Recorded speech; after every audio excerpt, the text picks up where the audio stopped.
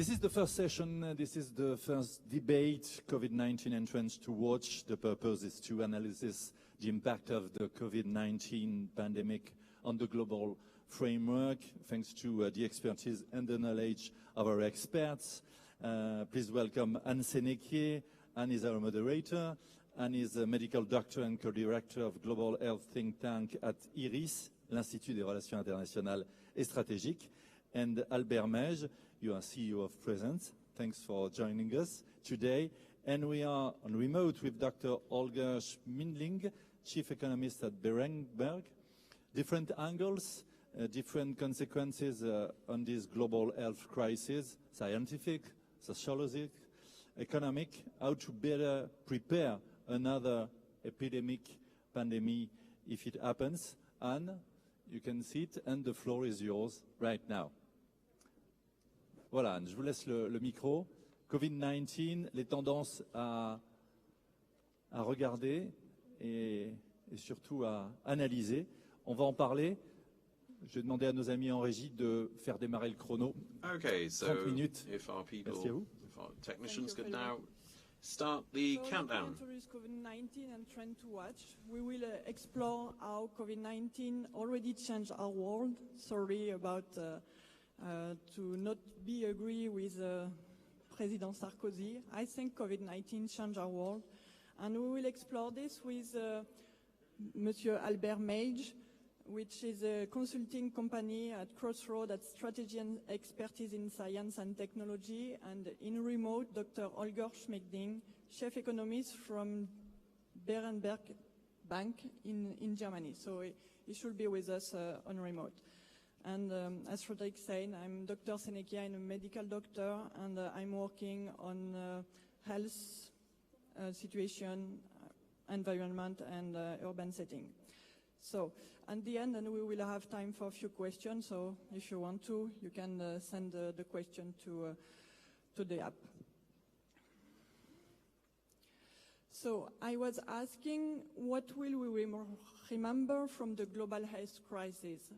I think for sure what we will remember is that global health crisis is still possible. We had some pandemic already in what we call Western world. We remember the plague far long ago, but the flu also in 1980. But then we believed that epidemic was not for us anymore. It was kind of history. And it was more for the other part of the world, and we had Ebola, we had SARS, we had Zika and chikungunya to maintain us in this belief. We thought our health system was too good to be overwhelmed, too good to be worried. And then the COVID-19 hit us hard, sharp, and especially without border. We lose our peers, we lose our senior, but we also lose our ego and our pride. Maybe it's a good thing because like this we will be fresh and humble enough to be able to think of the world of tomorrow. Tomorrow for sure will be urban. To be true, today is already urban. 4.5 billion people are living in urban setting area, and we noticed the last couple of years that cities are not the place to be for a human being in age of climate change and pandemic, especially when you need to deal with this double burden like we are now. 8,000 years ago, humankind started gathering in order to be in the city, in order to be safe, in order for solidarity, exchange, trade. And I feel now we completely lost this concept of urban setting. And this health crisis shows us that cities do not fit what humankind needs. We need clean, health, safe, smart, green city, and wealthy city.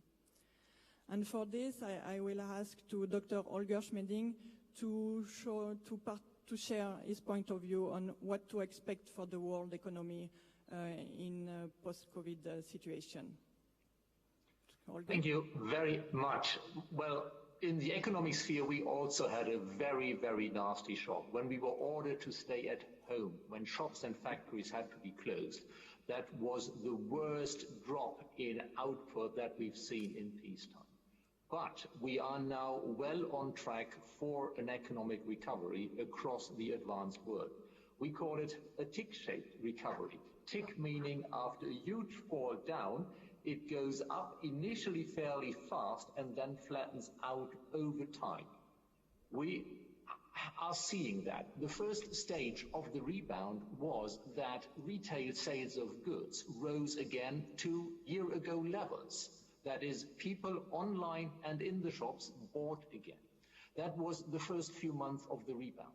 Now we are in a second stage where the production and international trade in goods is starting to rise noticeably again, trying to catch up with the almost normal sales of goods.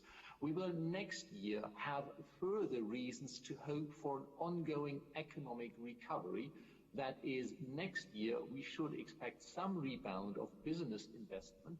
We should expect next year that the fiscal programs which are beyond survival support, that the programs for more government spending on investment, that they will come to fruit. And as a result, we do expect the advanced world to reach its pre-pandemic level of economic activity roughly 2 years after the trough, with the US, Germany, France probably being back to pre-pandemic activity in early 2022, Italy and Brexit-stricken UK more like a year later. But we have serious differences between sectors. And on a longer-term view, this pandemic is accentuating and accelerating trends which were already there before. For instance, we were already seeing a bit of hesitancy in globalization and trade for goods. We were already seeing some moves to move away from too much reliance on China. This will now be accentuated as we restructure in goods trade our supply chains, bring them to some extent closer to home, have another second, a spare supplier just in case. We are moving a bit from the focus on just efficiency on having a safe, a secure supply. We also see, under the pressure of crisis, which does shake up ingrained habits, that we are going for a faster dispersion of new, of top-notch, of digital technologies. So we are actually making technological progress in the sense that more people, including me, using this remote technology now, are working with new top-notch technologies. That is ultimately good, that we have a better choice of working from home, of traveling for business, of working from the office. And one other trend that we will likely see is we will likely see more government intervention, strategic and for social policy reasons, into the economies than we had before. So the pandemic has shaken up ingrained habits. It is accentuating trends that were visible before. As to the overall level of economic activity, after 2 years, we should be back to where we were before the virus. Thank you. Okay. Holger, could you tell us about the indicator of the crisis we are witnessing for the next few months, maybe? Well, the first thing I'm, of course, always watching still every morning is the trends in the pandemic, in the virus, where I'm especially watching whether the rise in infection that we are seeing is starting to lead to an overwhelming of health systems, which could force us into harsher lockdowns. So far, by and large, that's not the case. The other thing I'm watching is confidence, business and household confidence. If the rebound in confidence that we are seeing will continue, then I can be more certain that next year, with more confidence, we will see more spending and investment. So getting the virus under control and keeping confidence on an uptrend is key. Thank you, Holger. Albert, could you tell us about the trend you usually see on this situation right now? Yeah, absolutely. So thank you very much. I'm very happy to be here with you guys. And I would like to thank you, the people who stayed with us and did not rush just after President Nicolas Sarkozy. So maybe just a few words about myself, just so you understand where these trends that I'm going to speak about are actually coming from. So as you can see on the photo behind, I am the founder and CEO of a company called Presans, which is a strategy consulting company at the crossroad of strategy and expertise in science and technology. This is one of my hats. And I have a second hat also. I am a professor at HEC Business School, where I teach mostly innovation and digital transformation. And due to these two activities, I am leading a circle of executives where we have about 15 large companies ranging from for example, agri-food. We have companies such as Danone, Bonduelle, etc., all the way to car industry with companies such as Renault, Valeo, a few others. We have players from the defense sector also, such as Thales, from the energy sector, from the environment sector, etc. So this circle is composed of executives, so typically people who are either at the executive committee level or just reporting to the executive committee level. Anyway, with this circle, we have regular afterworks, like once per month typically, and we have increased the frequency of these gathering of these afterworks, and now it takes place, of course, in the virtual world. And we increase the frequency of this gathering to have more news from the battlefront, what is going on in all these industries and in these companies. And so what I would like to share with you are just a few points that have been shared over the last few weeks from these companies. So the first one, obviously, is related to home. As we have all noticed, our places, our home, came back at the heart of our lives, both from a personal standpoint, but also from a professional standpoint. And this is associated to a number of trends. For example, there has been a very strong acceleration of online shopping. I guess you have all experienced that. Online shopping, and also local consumption, like local shops or products coming much closer from where you live. And these trends related to home coming back to the heart of our lives have created a number of expectations, and it seems that these expectations are going to last on the long term. For example, now people, especially in large cities, tend to be a lot more, to pay more attention to the time they spend in transport. Like we have realized that we were spending between 30 minutes and 1 hour every day going to work, back and forth. So this is one thing, decrease expectation regarding the time we spend in transport.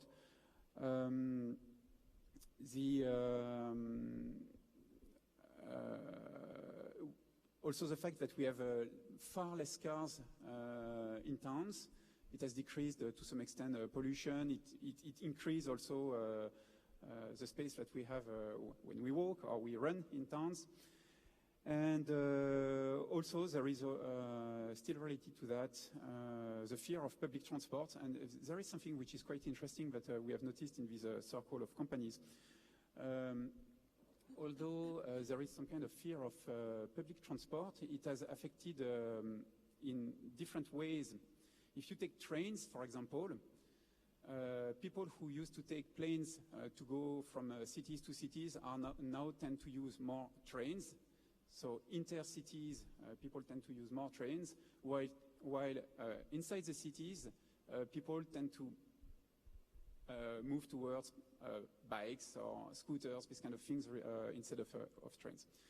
So this was the first trend related to home that I wanted to share with you. The second trend is related to what Holger was speaking about just before. It's the shape of the economical recovery. And I think there are three levels. There is the level of the country, of the state. So is it going to be a V shape? Is it going to be a U shape, a W shape? Well, who knows? At least I don't. There is the second stage, which is the industry level. And what we have observed in this executive circle is companies have been impacted in very different ways. It's not not so surprising. So I don't know if you are familiar with the Maslow pyramid. It's, well, anyway, not going into the Maslow pyramid. What we see is that there is a big coming back to essential goods. And in terms of consumption, it was very interesting to see how certain sectors had to completely stop. Like, for example, if you take the car industry or airplane, the flight industry, from one day to the other, they stopped selling cars. People stopped traveling using planes, etc. They stopped their factories, etc. So they have been very deeply impacted. And on the other hand of the spectrum, you had companies which almost had the opposite issue, which is, for example, if you are in the food industry, companies such as Danone, for example, their big challenge was not to stop. It was the contrary. It was how can I keep feeding people? How can I keep my factories producing food or water, etc. So the impact has been very different from one sector to the other, and in terms of recovery, the recovery is going to be also very different from one sector to the other. So that was the second level. It's at the level of the industry. And then there is the company level, and more specifically, what we have observed in this circle is that there is, when it comes to the product or the services that these companies are selling, for some of them there is it's like it's back to the roots. Like we want to simplify the product or service portfolio to go back to the essential, rather than having 250 different products with different marketings for every single product, etc. It's going back to simplicity. And for other companies, it's back to the future. And what I mean here is that if you take, for example, large companies in the oil and gas industry, you had already ongoing trends towards more sustainable energy, etc. And the big boats were had already started turning around. But now, due to the crisis, this change of direction has been accelerated by a huge factor. Because due to the crisis, for example, if you look at the oil price that has completely dropped down, companies have to focus. And rather than keeping investing on legacy technologies or products or services, they have to focus on the future and invest in the future. So that was the second trend that I wanted to share with you. It was related to the shape of the recovery, which is, of course, depending on the industry and the company. And the third one, and this will take us back to the thing related to COVID. What we are currently observing, and I think this is true in all industries, in all companies, there is a very strong acceleration of transformations that were already undergoing, and especially the digital transformation. If you remember, back a few weeks ago or a few months ago, when the crisis started and when the lockdown started,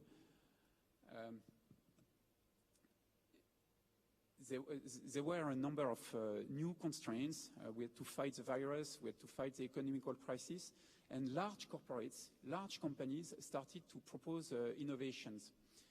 And these innovations could be could take different shapes. It can be new products, completely innovative products.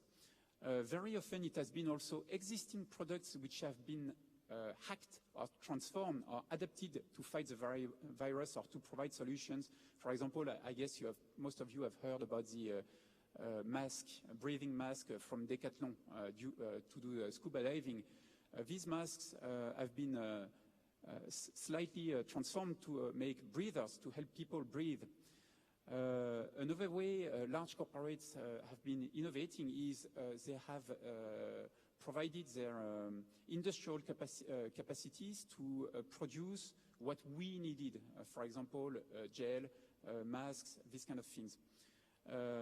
And I'm saying that because I think it's very, what I find very interesting in that is, you know, over the last few years, it was quite trendy to say that large corporates don't innovate anymore, that only startups could innovate, etc.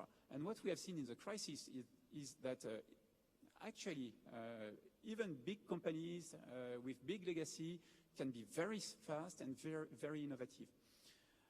And that is really a symptom of the acceleration of the trends that I was mentioning before, and in particular the digital transformation. If you look at the companies, there has been, if you look at the ways of working, for example, we have been all, at least most of us, working from home. So it has accelerated the new ways of working, teleworking, etc. And that, I think, it's not just a peak reaction during the crisis. This has created long-term expectations. People and companies have realized that it's actually possible to work from home, and it's possible to be efficient even though you work from home. And it has also raised a number of questions, because of course you will have to find the right balance between professional life and personal life. Other questions also as leaders, how can you be a good leader when you work remotely? How do you maintain this tight connection with your team as a leader? So there are also a number of course, of questions to be answered. And still related to the digital transformation, I would like to conclude on how to fight COVID. I think it's very interesting to see how various countries and various cities have tried to fight against COVID. And if you look at it, and I'm maybe speaking under your control, there are three different kind of strategies to fight COVID that we have observed. The first one is containment. For containment, you need to test, you need to trace, and you need to have targeted containment, targeted lockdown, if you want. And this is typically what South Korea has done, and it seems very efficient. The second manner is kind of a hybrid between, no, I'm going to speak about the third one, and the one in the middle is like in between. The third manner is called suppression, and it's typically what we have done in most countries in Europe. It's when it's kind of too late, we don't have resources to do mass testing, to trace people, etc., and we lock down everything. And then there is the third strategy, which is called mitigation, which is kind of in between. And to go back to what Holger was saying just before, this third strategy, from an economical standpoint, is terrible, because we can see that the crisis is terrible, and it's probably just the beginning. While the first one, containment, may be more difficult to implement, because you need to have tests available broadly. You need to be able to trace people, which means that you need these digital technologies, which raises a number of questions about privacy and all that. But from an economical standpoint, I think it's a lot more efficient for the countries and for the cities. So these were the, I hope it was not too long and not too boring, but these are three trends that we have observed within our circle, which I think are quite interesting. Thank you, Albert. For sure, not boring. Holger, can you just rebound on this regarding the city and what you think will be for the next? Well, yes, the role of cities in the future is indeed a very interesting subject. Looking back at economic history, cities have usually been a place of economic progress. We need often intense human interaction. We need to exchange ideas to come up with new ideas. Also, we just like to meet. We like to mingle as humans. So I do think the future of cities is there will be cities. We will not go back on urbanization.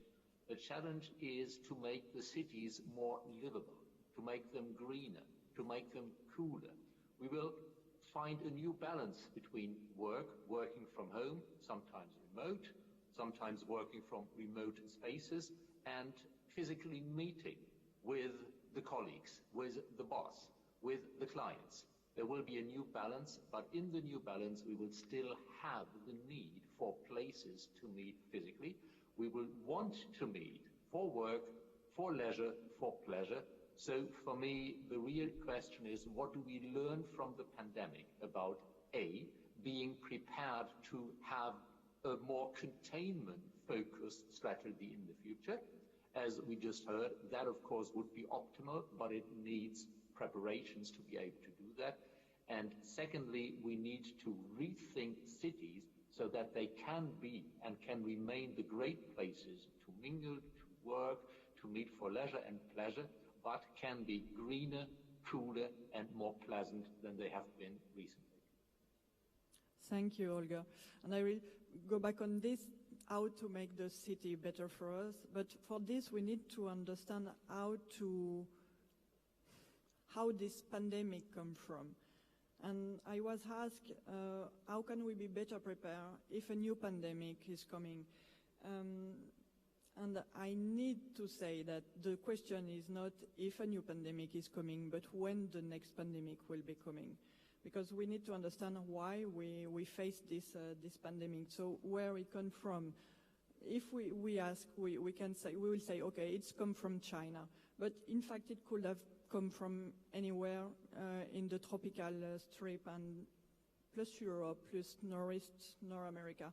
This area are the hotspot for the next epidemic emergence location, and we need to pay attention to this location in order to understand how to decrease this risk of emergence.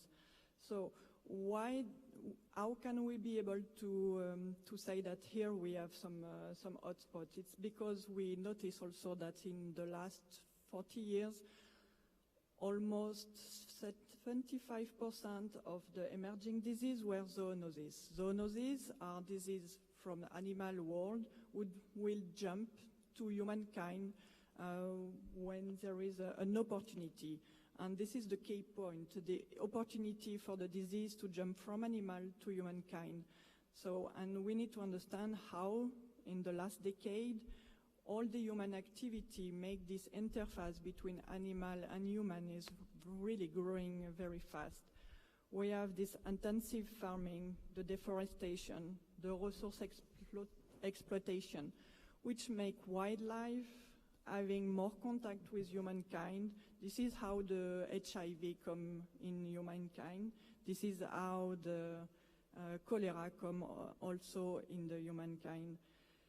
So we have also urban spreading. So we might think that urban spreading will spare us from animal disease, but on the 4.5 billion human who are living in the city, 1.5 of them are living in slum area, where you have a lot of poultry and pig in almost each of the backyards. So all of this land use changing the last 300 years. This make this opportunity of the zoonoses become human, fit to the humankind anyway. Every 4 months, we have a new zoonosis disease who come from animal to humankind. So we will say, okay, it's statistic. We were not lucky with this COVID-19. I will say we have been lucky because it was COVID-19 and it was not Ebola like this with fever, hemorrhagic or some kind of other stuff. So, and with all the human activity we have now, these 4 months might reduce, and all the repetition of emergent disease, we might have the risk for a new pandemic with much more lethal fate and bigger syndrome. So we need now to calm down all of this way we are doing with this deforestation and intensive farming and everything like this, but we need also to look for what we want for our city, because we already say this, we are in the urban world, and how can we do now for having a city who are not hostile. You will say, okay, city are not hostile. But I'm a mother of 4, and I have twins who are 1 year and a half, and I keep them to the pediatrician last week. I said, okay, they are big enough. I put the stroller at home. It was a nightmare just for 5 meters because they are run everywhere, and I was scared that they will go on the road. And in fact, nobody leave their children in the city. Two generations ago, all the children were playing the street. Everyone was exploring the city and the area to play. And playing is the way the development is doing in children. The cognitive development, the affective development. And now, with the city, it's more like a car carousel, and we need to go back on this public space. And for me, we will be able to say, okay, we are good with the city that we have if we are able to let a 4-year-old go to the bakery by himself, just around the corner. For now, we can do this. So we need to have this goal. Thank you. So thank you, Frederic. Maybe if we have some question.